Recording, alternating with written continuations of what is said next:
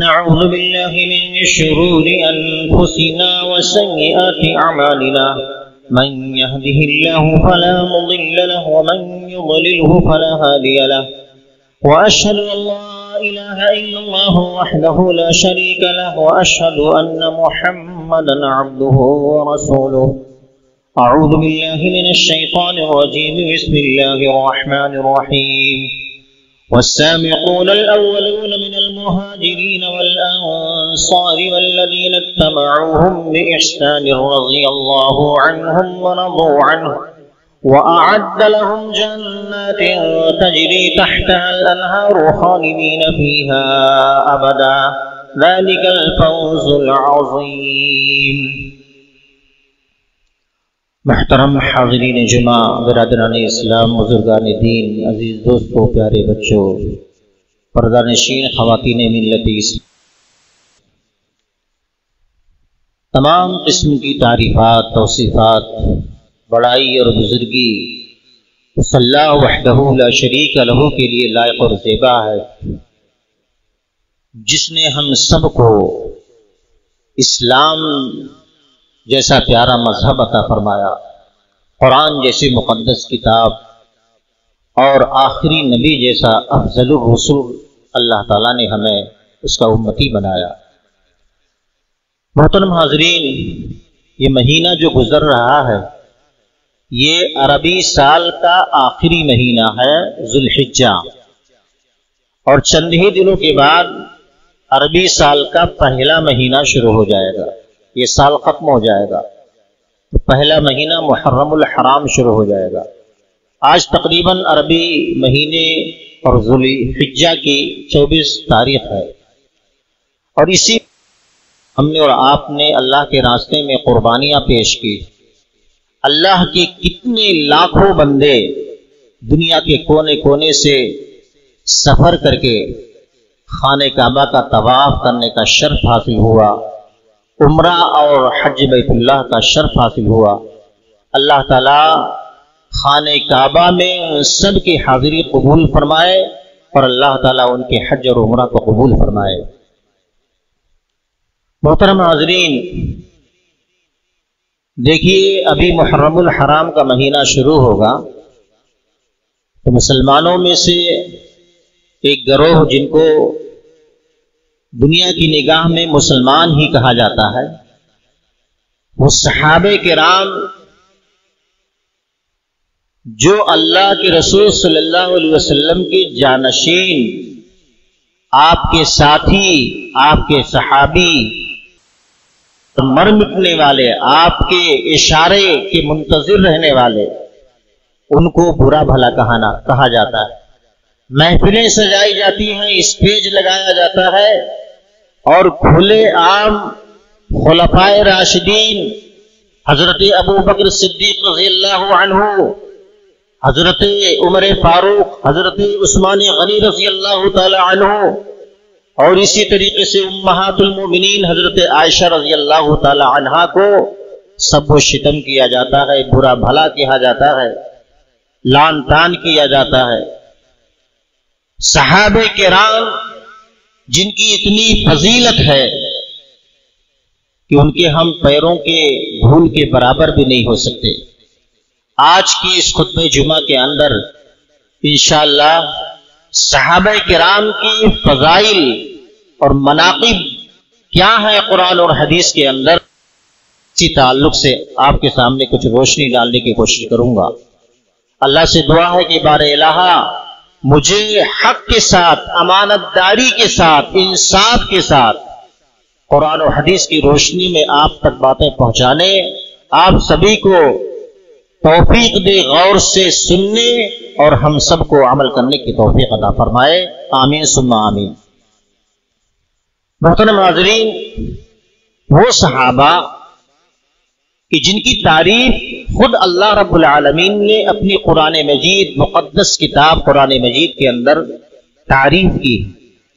اور اس کے علاوہ اللہ کے رسول صلی اللہ علیہ وسلم نے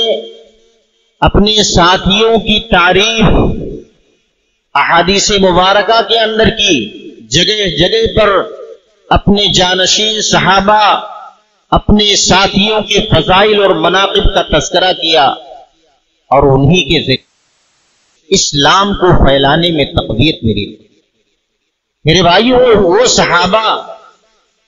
صحابہ کرام کہ جنہوں نے اللہ کے رسول صلی اللہ علیہ وسلم کے اوپر جو وحی اترتی تھی حضرت جبریل کے ذریعے سے اللہ کے احکامات نازل ہوتے تھے، تو اللہ کے رسول صلی اللہ علیہ وسلم سب سے پہلے صحابہ کرام کو مخاطب کرتے تھے، صحابہ سے مخاطب ہوتے تھے، ان کو دین کی باتیں بتاتے تھے۔ وحی کی جو بھی بات آتی تھی، اللہ کی طرف سے جو بھی حکم نازل ہوتا تھا، اللہ کے رسول صلی اللہ علیہ وسلم اپنے صحابہ کرام کو بتاتے ہیں۔ وہ صحابہ کرام کہ جنہوں نے ہمارے پیارے نبی جناب محمد رسول اللہ صلی اللہ علیہ وسلم کا اپنی آنکھوں سے دیدار کیا اور اپنے کانوں سے اللہ کے رسول صلی اللہ علیہ وسلم آپ کی گفتگو، آپ کی باتیں سنی۔ وہ صحابہ جنہوں نے آپ کی ایک ایک سنت کو یاد کیا، محفوظ کیا، ذہن و دماغ میں اس کو حفظ کیا، حفاظت فرمائی اور عمل کر کے دکھایا، اور پوری امت تک پوری امانت داری کے ساتھ اللہ اس کے رسول کے پیغام کو پہنچایا۔ وہ صحابہ جنہوں نے دین کی خاطر اپنا سب کچھ لٹا دیا، یہاں تک کہ اپنی جانوں تک کو داؤ پر لگا دیا، اور جنہوں نے اطاعت و فرما برداری کی ایسی بے مثال ایسی مثالیں قائم کی کہ جو رہتی دنیا تک پڑھی اور سنی جاتی رہیں گی۔ میرے بھائیوں، صحابہ کرام کے فضائل اور مناقب ذکر کرنے سے پہلے آئیے ہم سب سے پہلے یہ سیکھنے کی اور یہ جاننے کی کوشش کرتے ہیں کہ صحابی کہتے کسے؟ صحابہ اس طریقے سے ہم باتیں سنتے ہیں تو یہ اپنے ذہن و دماغ میں بٹھا لیں کہ صحابی کہتے کسے ہیں، کس کو صحابہ کہیں گے، کس کو صحابہ کرام کہیں گے؟ کیا سارے لوگ اللہ کے رسول کے دور میں جتنے بھی تھے سارے کے سارے صحابہ تھے، یا کچھ خاص لوگ صحابہ تھے؟ علامہ ابن حجر عسقلانی رحمۃ اللہ علیہ صحابی کی تعریف میں لکھتے ہیں کہ الصحابی من لقی النبی صلی اللہ علیہ وسلم مؤمنا به ومات علی الاسلام۔ صحابی اس کو کہتے ہیں کہ جس نے اللہ کے رسول صلی اللہ علیہ وسلم سے ملاقات کی ہو ایمان کی حالت میں، اور اسلام پر وہ جمع رہا ہو، مرتے دم تک اسلام پر اس کی وفات ہوئی ہو، اس کو صحابی کہتے ہیں۔ مزید اس کی ڈیٹیل میں جاتے ہوئے، اس کی تفصیل وضاحت کرتے ہوئے علامہ ابن حجر عسقلانی رحمۃ اللہ علیہ فرماتے ہیں کہ اس مطابق ہر وہ شخص صحابی ہوگا جو اس حال میں اللہ تعالیٰ سے ملا، اللہ کے رسول صلی اللہ علیہ وسلم سے ملا ہو کہ جو آپ کی رسالت کو مانتا ہے، آپ کی نبوت کو مانتا تھا، اور اسی اسلام پر وہ ثابت قدم رہا یہاں تک کہ مرتے دم تک اس کی وفات اسلام پر ہوئی۔ اب چاہے وہ اللہ کے رسول صلی اللہ علیہ وسلم کے ساتھ ایک لمبی مدت تک رہا ہو، چاہے کم دنوں تک رہا ہو، ایک دن رہا ہو، ایک گھنٹہ رہا ہو، یہ کوئی ضروری نہیں ہے، بس ملاقات ہوئی ایمان کی حالت ہے۔ اب چاہے جتنے دن رہا ہو، چاہے وہ شخص اللہ کے رسول صلی اللہ علیہ وسلم سے کوئی حدیث روایت کی ہو یا نہ روایت کی ہو، وہ صحابی ہے۔ چاہے وہ شخص نے اللہ کے رسول صلی اللہ علیہ وسلم کے ساتھ کسی جنگ میں شریک ہوا ہو یا نہ ہوا ہو، وہ صحابی ہے۔ چاہے اللہ کے رسول صلی اللہ علیہ وسلم کا دیدار کیا ہو یا بینائی نہ ہونے کی وجہ سے، نابینا ہونے کی وجہ سے ملاقات کے باوجود بھی آپ کا دیدار کرنے سے محروم رہا، وہ صحابی ہے۔ ملاقات ہوئی ایمان کی حالت میں، دیکھ نہیں سکتا ہے، آنکھوں کے اندر بینائی نہیں۔ حضرت عبداللہ ابن ام مکتوم نابینا صحابی تھے، جلیل القدر صحابی تھے، دیکھ نہیں سکتے تھے، لیکن ایمان تھا، ایمان کی حالت میں ملاقات، صحبت، تو یہ سب کے سب صحابی ہیں۔ ہاں البتہ وہ شخص صحابی نہیں ہو سکتا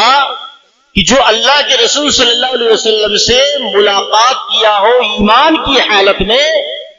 لیکن مرنے سے پہلے وہ مرتد ہو گیا ہو، اسلام سے خارج ہو گیا ہو، اسلام کا اس نے انکار، اسلام نہیں مانوں گا،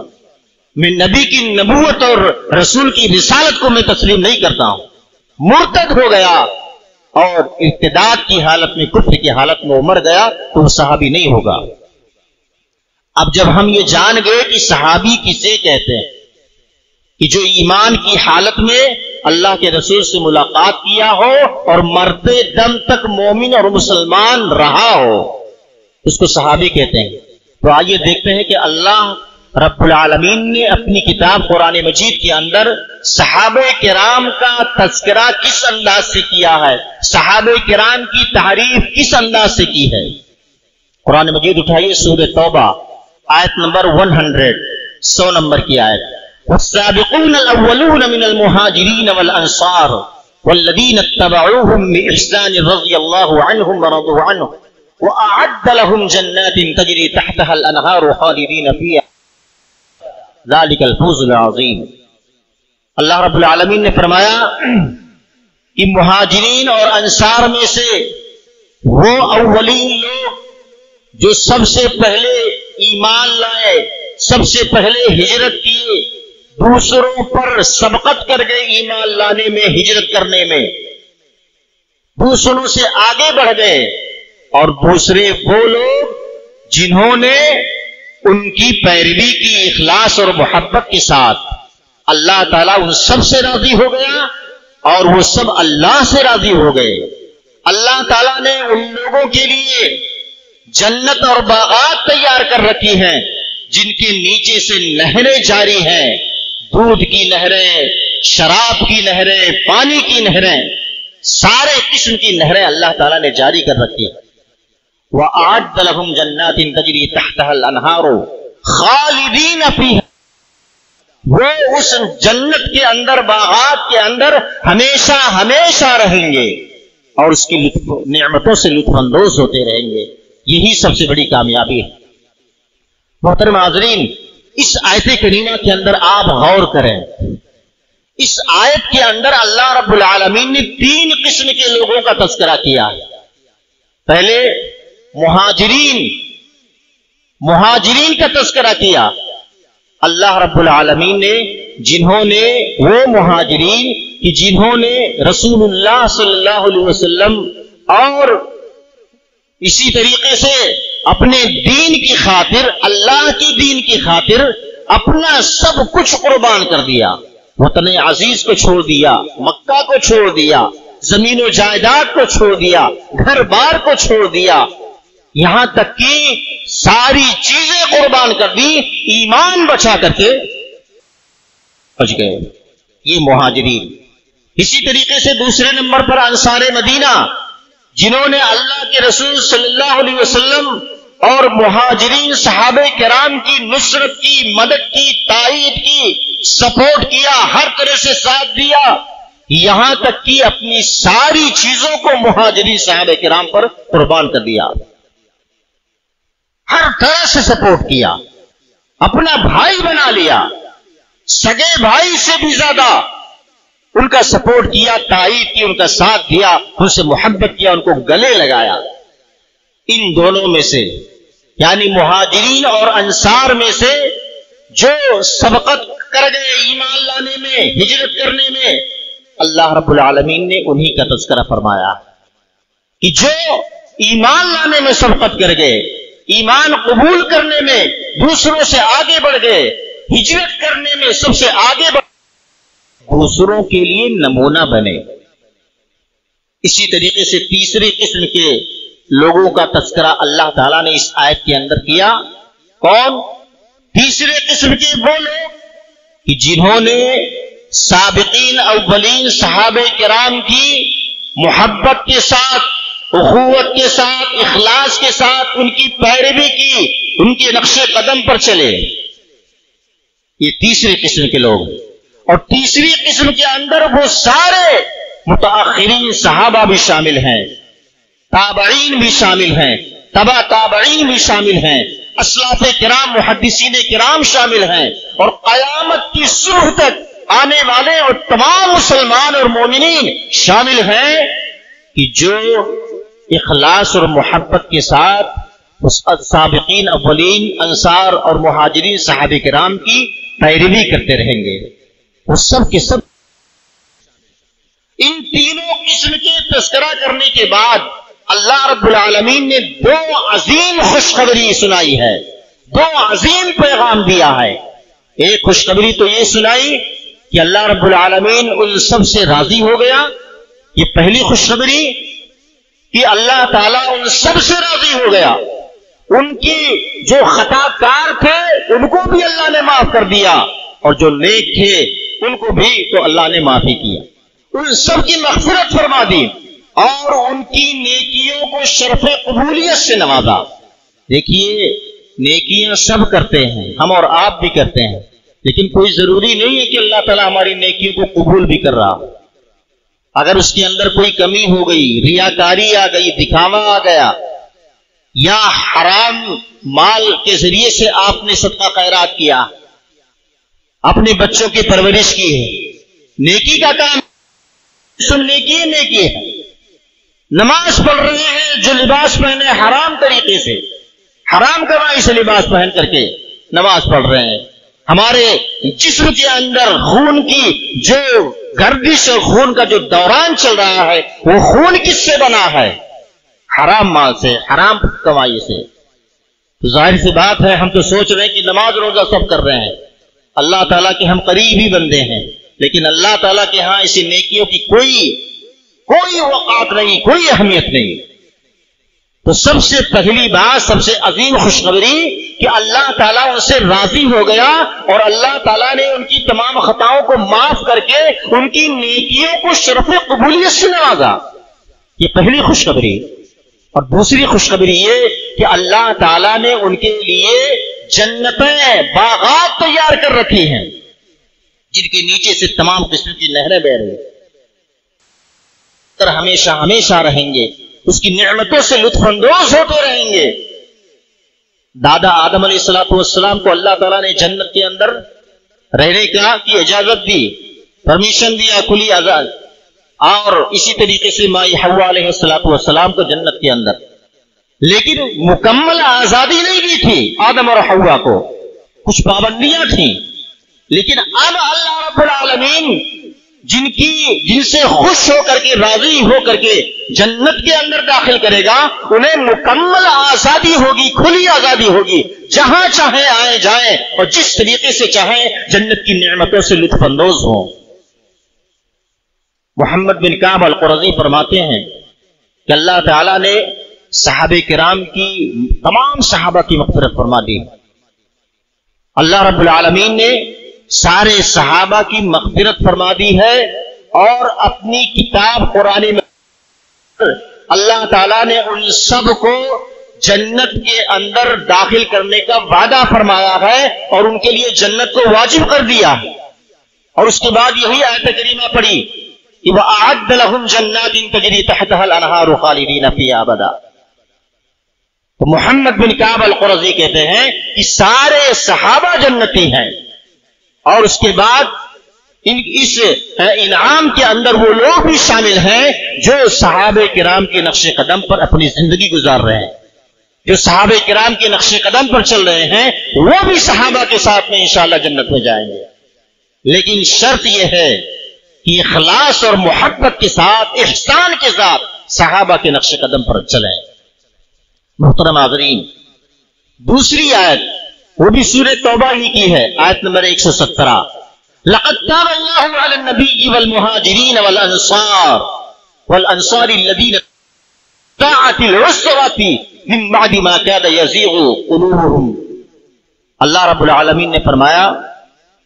کہ لقد تاب اللہ تعالیٰ نے اپنے پیغمبر کے حال پر توجہ فرمایا، اور اسی طریقے سے مہاجرین اور انصار کی حالت پر توجہ فرمائی، جنہوں نے تنگی کے وقت میں اپنے نبی کا ساتھ نہیں چھوڑا، اپنے نبی کا ساتھ دیا. فی ساعت العسرۃ من بعد ما کاد یزیغ قلوبهم. باوجود اس کے کہ ان میں سے ایک گروہ کے دلوں میں تھوڑا تزلزل آ گیا تھا، شک و شبہ پیدا ہو گیا تھا کہ کیا ہوگا، معاملہ تو بڑا خراب ہے، آگے کیا ہونے والا ہے، تھوڑا یعنی قدم ڈگمگائے تھے، لیکن اللہ تعالیٰ نے ان کے قدم کو سنبھال دیا۔ من بعد ما كاد يزيغ قلوبهم، اس کے بعد علیہم اللہ تعالیٰ نے ان کے حال پر رحم فرمایا۔ انہ بہم رؤوف رحیم، اللہ تعالیٰ ان سب پر بڑا شفیق اور مہربان ہے۔ اس آیت کریمہ کے اندر اللہ تعالیٰ نے خاص طور سے مہاجرین اور انصار کی تعریف فرمائی ہے، ان مہاجرین اور انصار کی جنہوں نے تنگی کے عالم میں، مشکل کے وقت میں اپنے نبی کا ساتھ دیا، ساتھ نہیں چھوڑا۔ تنگی کے وقت سے مراد کیا ہے؟ تنگی کے وقت سے مراد جنگ تبوک کا وقت ہے، اس لیے کہ جب جنگ تبوک کا اعلان کیا گیا تو اس وقت صحابہ ذہنی طور پر تیار نہیں تھے، اور ایسی کوئی بات بھی نہیں تھی سماج اور معاشرے کے اندر کہ جنگ کے لیے نکلنا پڑ سکتا ہے کبھی بھی، ایسا کوئی چرچا بھی نہیں تھا، ایسی کوئی بات بھی نہیں تھی، بلکہ صحابہ کرام تو اس انتظار میں تھے کہ فصلیں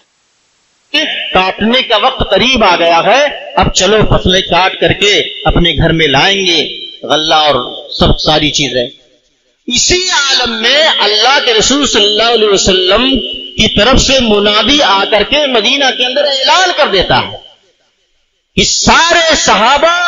جنگ تبوک کے لیے تیار ہو جائیں، نکل پڑیں، یہ اللہ کے رسول صلی اللہ علیہ وسلم کی طرف سے اعلان کیا جا رہا ہے۔ سارے صحابہ کیا کریں؟ اللہ کے رسول کا اعلان، اللہ کے رسول کا حکم ہے یہ، کیا ذہن بالکل ذہنی طور پر تیار نہیں، فصلیں کاٹنے کا وقت پک چکی ہے فصلیں، لیکن کیا کرے؟ اللہ کے رسول صلی اللہ علیہ وسلم کی مخالفت نہیں کر سکتے۔ صحابہ تیار ہو گئے، اور تنگی کا عالم یہ تھا میرے بھائیوں، تنگی کا عالم یہ تھا کہ صحابہ کرام کے پاس کھانے کی کوئی چیز نہیں تھی، پینے کو پانی میسر، سخت گرمی کا زمانہ تھا، لو چل رہی تھی، سواریاں کم تھی، سوار زیادہ تھے، ایسے عالم میں اللہ اکبر، اللہ کے رسول صلی اللہ علیہ وسلم کی طرف سے اعلان ہوتا ہے تو صحابہ تیار ہو جاتے ہیں، اور بالکل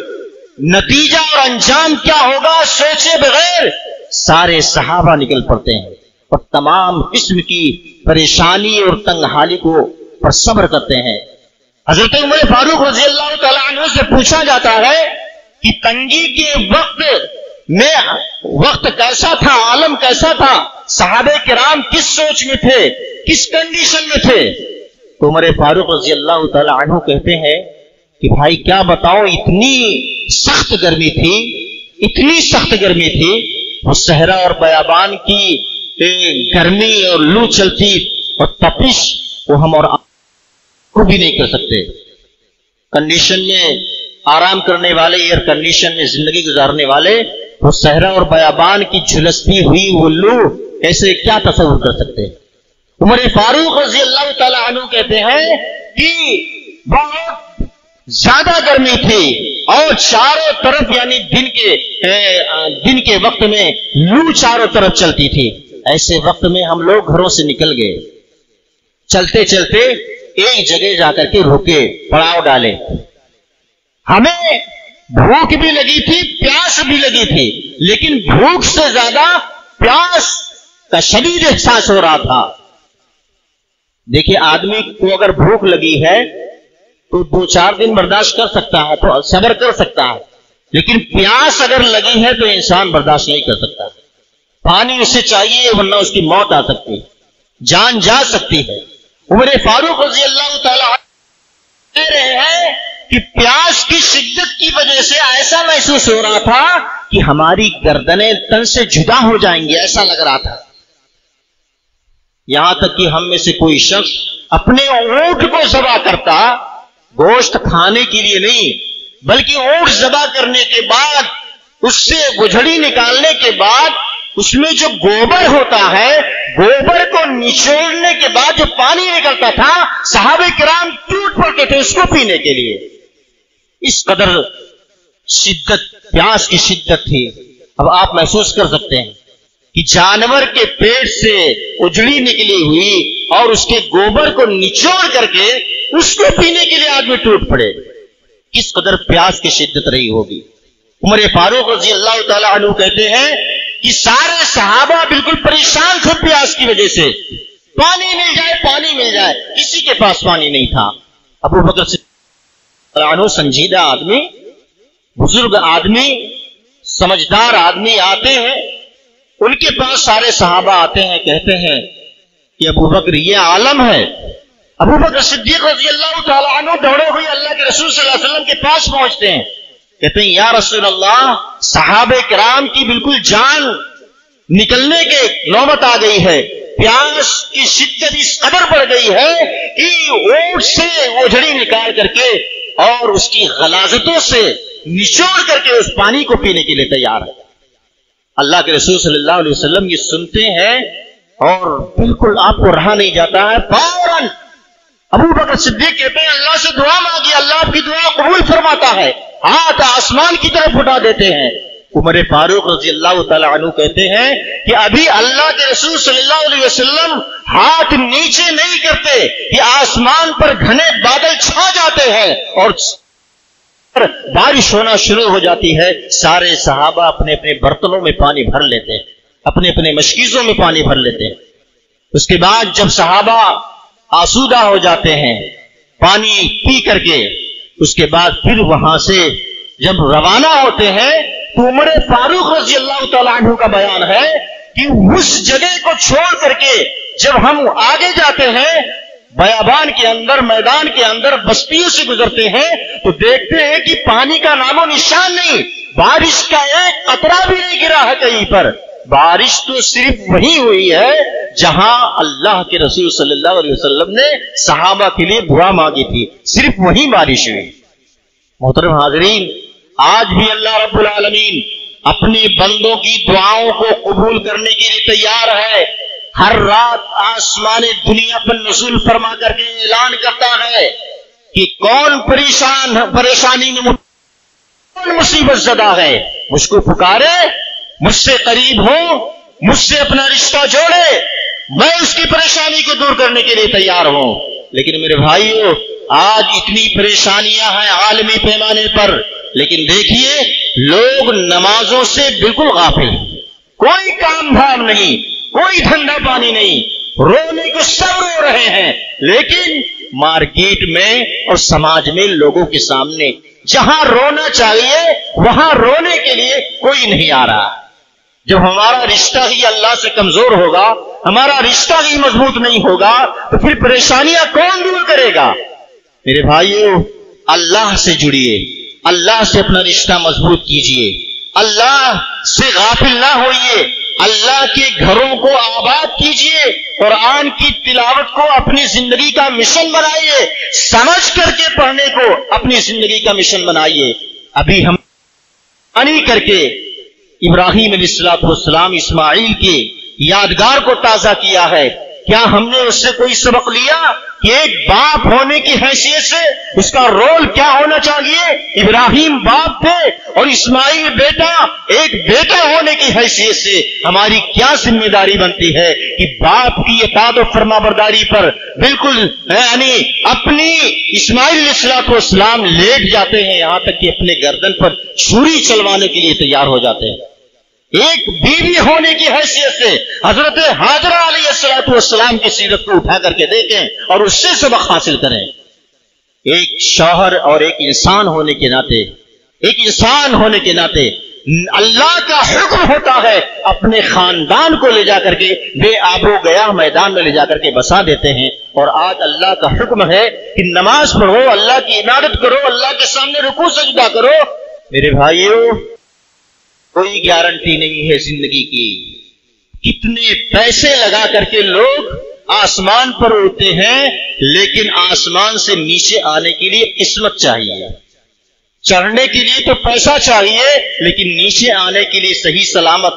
نیچے آنے کے لیے قسمت چاہیے. وہ قسمت کیسے بنے گی؟ جب اللہ سے رشتہ مضبوط کریں گے. اللہ سے دعا کرتے ہیں کہ بار الہ ہمیں ان تمام باتوں پر عمل کرنے کی توفیق عطا فرمائے. آمین. وآخر دعوانا ان الحمد للہ رب العالمین.